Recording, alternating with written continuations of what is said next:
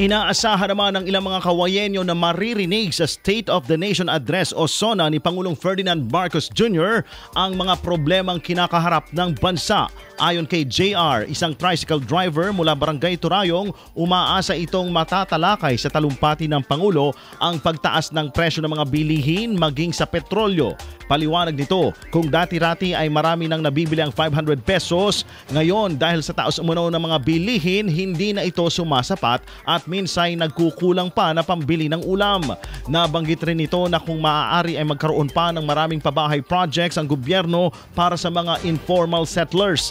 Para naman kay Ginoong Robert, isa ring tricycle driver, isa naman sa inaasahan nitong mabibigyang pansin sa SONA ay ang sektor ng agrikultura.